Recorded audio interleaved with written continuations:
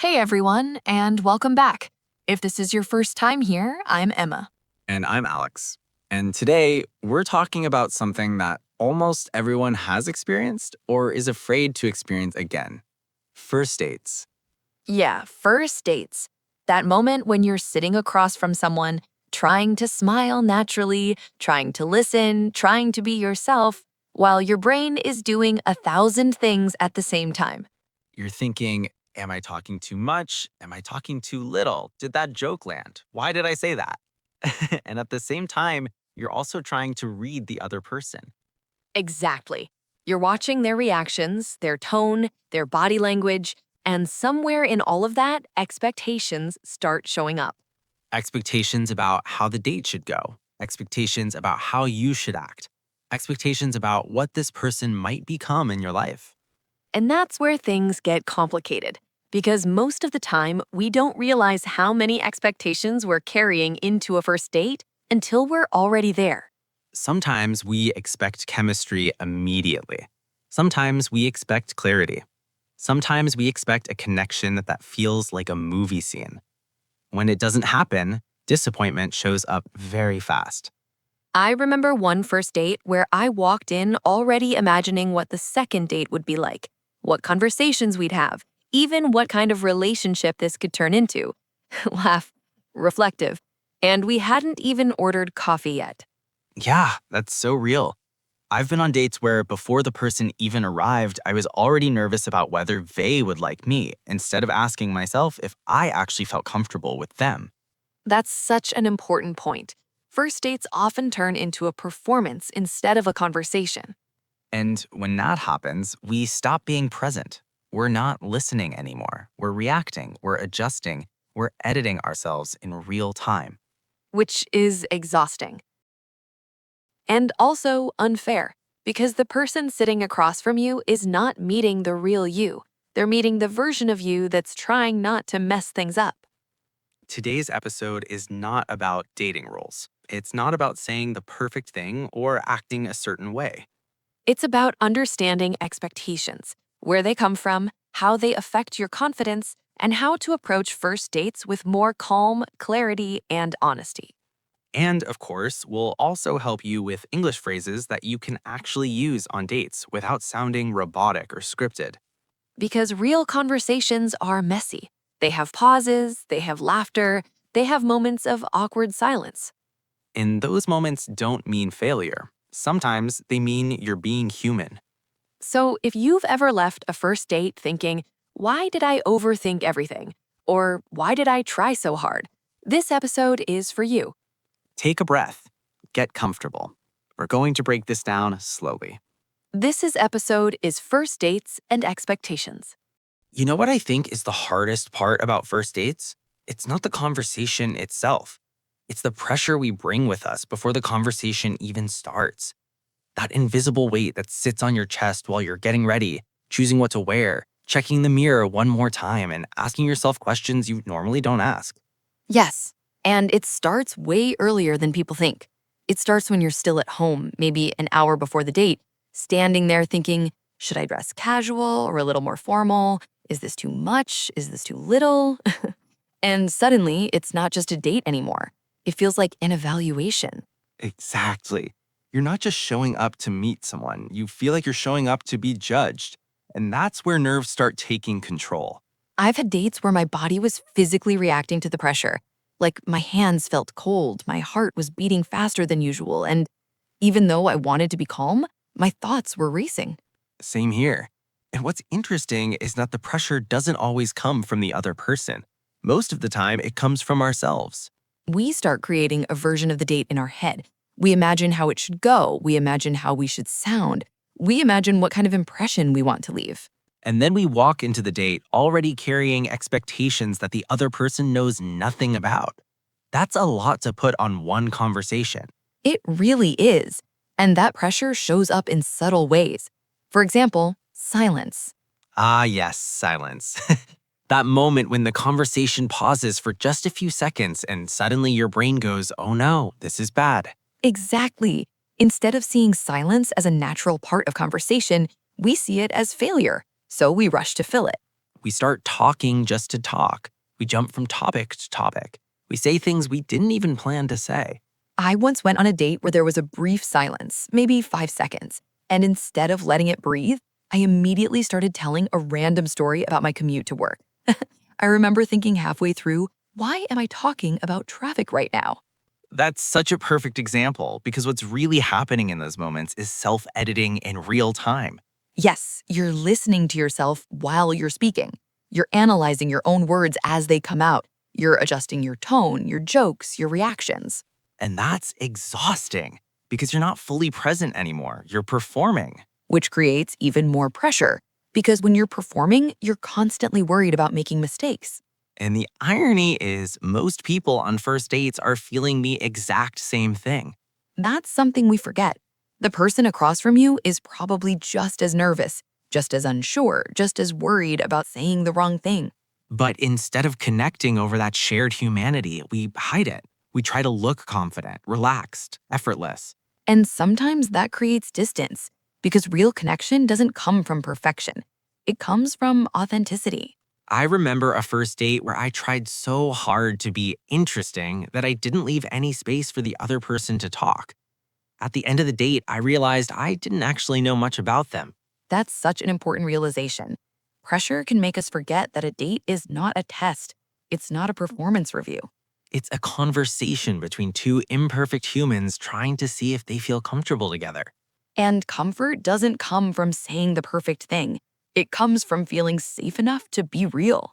Which includes moments of silence, moments of laughter, moments of awkwardness. Those moments are not signs that the date is failing. Sometimes they're signs that the date is honest. And when we release a little bit of that pressure, something shifts. Our shoulders relax, our breathing slows down, our words come out more naturally. And that's when real connection has space to grow. One of the biggest reasons first dates feel so heavy is not what actually happens during the date, it's what we expected before it even began. We rarely show up neutral. Exactly. We don't walk into a first date with a blank page. We walk in carrying a whole story we've already written in our head. Sometimes that story starts the moment we match with someone. We read their profile, we look at their photos, we imagine their voice, their energy, their personality. And before we've even met them, we've already decided who they are. Not intentionally, but emotionally. Yes, we start filling in the gaps. Oh, they look confident. They seem funny. They must be emotionally mature. And then the date begins, and reality walks in. And reality is always more complex than fantasy. Maybe they're quieter than you imagined. Maybe they're more nervous. Maybe they don't express themselves as smoothly as they do over text. And that moment can feel disappointing, not because the person is doing something wrong, but because they're not matching the version you created. That's such an important distinction. Because sometimes we're not reacting to the person in front of us, we're reacting to the loss of our expectation. I remember going on a date with someone I had been texting for weeks. Over text, the conversation flowed effortlessly. We joked, we teased, we opened up. And in person? In person, they were quieter, more reserved. There were pauses that didn't exist before. At first, I thought, something is wrong. But nothing was wrong. Exactly. They were just human. They needed time to warm up, to feel safe, to settle into the moment. And not something expectations don't account for. Expectations are impatient. They want instant chemistry, instant connection, instant certainty. But real connection usually grows slowly. Another expectation that shows up on first dates is the idea that the date should feel special right away. Yes, like there should be sparks or butterflies or some kind of emotional signal that says, this is it. And when that doesn't happen, we start questioning everything. We think, maybe this isn't right. Maybe there's no chemistry. Maybe I should already know. But sometimes comfort comes before excitement. And comfort is underrated. Very. Comfort is what allows honesty. It allows vulnerability. It allows silence without panic. But expectations often push us to judge too quickly. We treat one date like a final decision. Which creates pressure on both sides. You're not just having a conversation anymore, you're deciding someone's future in your life. And that's a lot to carry in one evening. Another thing expectations do is they make us overlook good moments. because we're constantly comparing. We're asking ourselves, is this how it's supposed to feel? Is this exciting enough? Is this better than my last date? And while we're busy evaluating, we miss what's actually happening. We miss the way they listen, the way they laugh, the small details that don't fit into a fantasy but matter in real life. I've had dates where nothing felt dramatic, but later I realized I felt calm. And calm is rare. Yes, calm doesn't shout, it whispers. And sometimes the most meaningful connections don't start with fireworks. They start with ease. So maybe first dates aren't about finding certainty. Maybe they're about curiosity. About asking, do I feel comfortable being myself around this person? And giving reality a chance instead of forcing it to match a fantasy. If expectations shape how we feel on a first date, communication shapes what actually happens. And not just what we say, but what we don't say. Yes, because first dates are full of unspoken rules. Rules no one explains, but everyone feels. Like the rule that says don't talk too much about yourself, but also don't be too quiet. Or be honest, but not too honest. It's confusing. And when people are nervous, they fall into patterns, communication traps. One of the most common traps is over explaining. Yes, when someone asks a simple question and suddenly you feel the need to justify your answer. Like when someone asks, "So, what do you do?" And instead of just answering, you start defending your job. I know it's not my dream job, but I'm actually thinking of changing careers. I promise I'm ambitious. I've done that.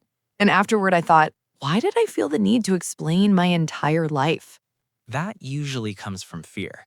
Fear of being misunderstood. Fear of not being enough. Another communication trap is self censoring.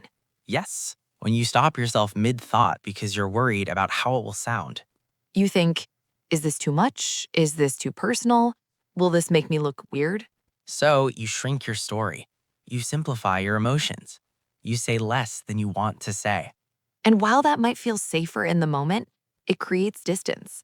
Because the other person isn't meeting you, they're meeting a filtered version of you. I once went on a date where I avoided talking about something important to me, not because it was inappropriate, but because I was afraid it would make me look too intense. And how did that feel afterward? Empty. I left the date feeling like I hadn't really been there. That's the cost of self-censorship. Another big trap is assuming we know what the other person is thinking. Yes, we interpret their tone, their pauses, their expressions. If they look away, we think they're bored. If they're quiet, we think we said something wrong. But often, those assumptions are wrong. They might just be thinking, processing, nervous themselves. And instead of asking questions, we create stories in our head. Stories that usually blame ourselves. And another subtle communication mistake is trying too hard to agree. Yes, you nod along, you laugh at jokes you don't fully understand, you say me too even when it's not true. Because disagreement feels risky. But respectful disagreement can actually create connection. It shows confidence. It shows individuality. And it makes the conversation real. The most meaningful first dates I've had weren't the smoothest ones. Same. They were the ones where something unexpected was said, where someone admitted nervousness, where a small misunderstanding led to a deeper conversation. Because communication isn't about perfection. It's about presence. Listening fully, speaking honestly, and allowing space for imperfection. And when that happens, even awkward moments can feel human instead of uncomfortable. All right, now let's slow things down even more. This part of the episode is especially important if you're dating in English or having conversations where emotions matter. These are not textbook phrases. These are real-life phrases people actually use on first dates. And what makes these phrases powerful is not just the words themselves, but when and how you use them. So take your time with this part. You don't need to memorize everything. Just listen. Feel the rhythm. Notice how natural English sounds in emotional moments. The first phrase is, "I'm a little nervous, but I'm really glad we're here." This phrase is powerful because it does something very human. It names the emotion, and then it creates connection. You're not apologizing for being nervous. You're simply acknowledging it. This phrase works beautifully at the beginning of a date, especially if there's tension or awkwardness. Examples: I'm a little nervous, but I'm really glad we're finally meeting. I won't lie, I'm a bit nervous, but in a good way. I once said this at the start of a date, and the other person laughed and said, "Thank God, I thought I was the only one." That sentence broke the ice immediately. The next phrase is, I sometimes need a little time to open up. This phrase sets expectations gently. It tells the other person that silence or calm doesn't mean disinterest. Examples: I sometimes need a little time to open up, especially in new situations. I might be quiet at first, but I warm up. I used this phrase once when I felt pressure to be entertaining. And instead of judging me, the other person relaxed too. That honesty changed the entire mood. The next phrase is, I'm really enjoying this conversation. Simple, direct, reassuring. This phrase is perfect when you feel a connection but don't want to sound intense. Examples: I'm really enjoying this conversation. It feels easy. I didn't expect to talk this much, but I'm enjoying it. Sometimes people need verbal reassurance. This phrase gives it without pressure. The next phrase is, can I ask you something a little personal? This phrase shows respect. It gives the other person a choice. Examples: can I ask you something a little personal? You don't have to answer. This might be a bit personal. Tell me if it's okay. When someone asks this first, it builds trust before the question even comes. The next phrase is, I'm still figuring that out. This phrase is incredibly freeing. It allows uncertainty. Examples: I'm still figuring out what I want career-wise. Or, I don't have a clear answer yet. I'm still figuring that out. You don't need to have life perfectly planned to be worthy of connection. The next phrase is, I feel more comfortable listening before speaking. This phrase reframes quietness as strength. Examples: I feel more comfortable listening before speaking. I like to take things in before I talk. This phrase helped me stop apologizing for being calm. The next phrase is, that's actually really important to me. This phrase adds emotional depth without oversharing. Examples: being honest is actually really important to me. Or, family is really important to me. Saying this invites the other person to share what matters to them too. The next phrase is, I appreciate you saying that. This phrase shows emotional maturity. Examples: I appreciate you being honest, or I appreciate you sharing that with me. It turns vulnerability into connection. The next phrase is, I'm feeling a little overwhelmed in a good way. This phrase names emotion without negativity. Examples: I'm feeling a little overwhelmed, but in a good way. There's a lot to take in, but I like it. This phrase normalized strong feelings without fear. And the final phrase is, I'm glad we took the time to talk. This phrase creates a soft emotional close. Examples: I'm really glad we took the time to talk. Or, I didn't expect this, but I'm glad we talked. This phrase leaves the moment open, without pressure. Before we end this episode, I want to say something slowly, because this part really matters.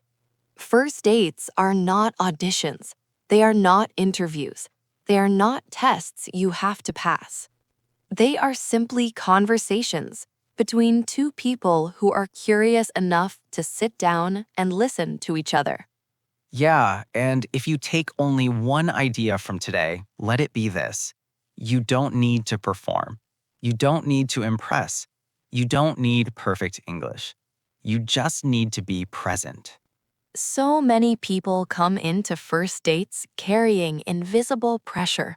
Pressure to be interesting. Pressure to be confident. Pressure to say the right thing at the right time. And that pressure, it steals the moment. I've been there, sitting across from someone, my mind racing, thinking, what should I say next? Instead of asking, what am I actually feeling right now?